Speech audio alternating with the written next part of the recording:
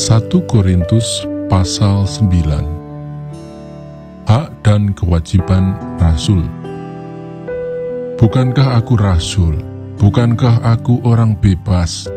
Bukankah aku telah melihat Yesus Tuhan kita?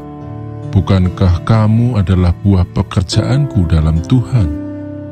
Sekalipun bagi orang lain aku bukanlah rasul, tetapi bagi kamu aku adalah rasul.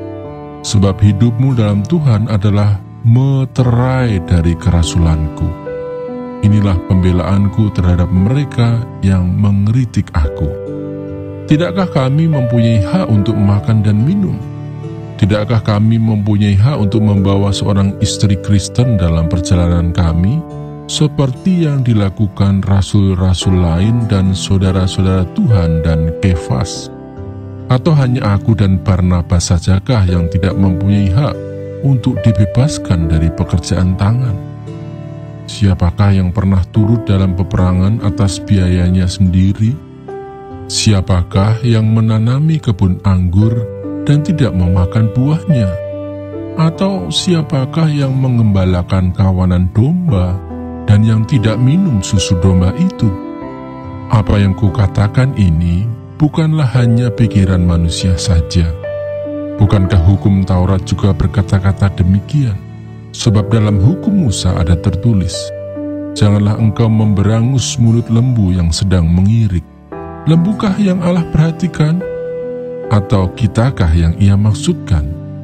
Ya, untuk kitalah hal ini ditulis, yaitu pembajak harus membajak dalam pengharapan, dan pengirik harus mengirik dalam pengharapan untuk memperoleh bagiannya. Jadi, jika kami telah menaburkan benih rohani bagi kamu, berlebih-lebihankah kalau kami menuai hasil duniawi daripada kamu? Kalau orang lain mempunyai hak untuk mengharapkan hal itu daripada kamu, bukankah kami mempunyai hak yang lebih besar? Tetapi kami tidak mempergunakan hak itu. Sebaliknya, kami menanggung segala sesuatu, supaya jangan kami mengadakan rintangan bagi pemberitaan Injil Kristus. Tidak tahukah kamu bahwa mereka yang melayani dalam tempat kudus mendapat penghidupannya dari tempat kudus itu, dan bahwa mereka yang melayani mezbah mendapat bahagian mereka dari mezbah itu? Demikian pula Tuhan telah menetapkan bahwa mereka yang memberitakan Injil harus hidup dari pemberitaan Injil itu. Tetapi aku tidak pernah mempergunakan satu pun dari hak-hak itu. Aku tidak menulis semuanya ini supaya aku pun diperlakukan juga demikian. Sebab aku lebih suka mati daripada sungguh kemegahanku tidak dapat ditiadakan siapapun juga. Karena jika aku memberitakan Injil, aku tidak mempunyai alasan untuk memegahkan diri. Sebab itu adalah keharusan bagiku. Celakalah aku jika aku tidak memberitakan Injil.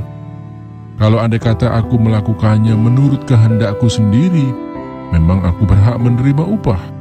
Tetapi karena aku melakukannya bukan menurut kehendakku sendiri, pemberitaan itu adalah tugas penyelenggaraan yang ditanggungkan kepadaku.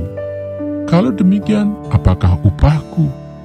Upahku ialah ini, bahwa aku boleh memberitakan Injil tanpa upah, dan bahwa aku tidak mempergunakan hakku sebagai pemberita Injil.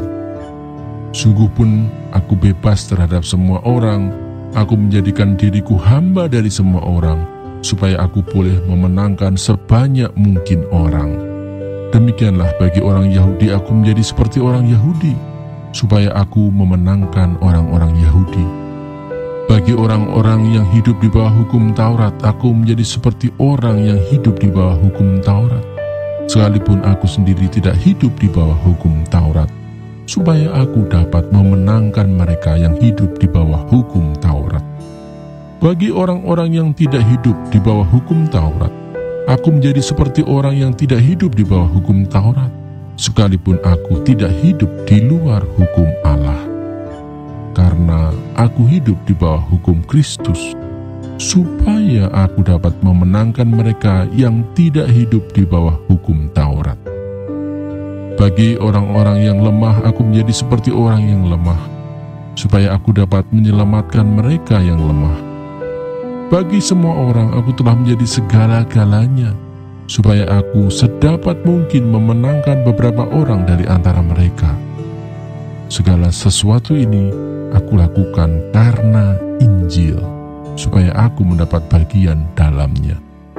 Tidak tahukah kamu bahwa dalam gelanggang pertandingan semua peserta turut berlari, tetapi bahwa hanya satu orang saja yang mendapat hadiah? Karena itu larilah begitu rupa, sehingga kamu memperolehnya. Tiap-tiap orang yang turut mengambil bagian dalam pertandingan menguasai dirinya dalam segala hal. Mereka berbuat demikian untuk memperoleh suatu mahkota yang fana, tetapi kita untuk memperoleh suatu mahkota yang abadi. Sebab itu, aku tidak berlari tanpa tujuan dan aku bukan petinju yang sembarangan saja memukul. Tetapi aku melatih tubuhku dan menguasai seluruhnya, supaya sesudah memberitakan Injil kepada orang lain, jangan aku sendiri ditolak.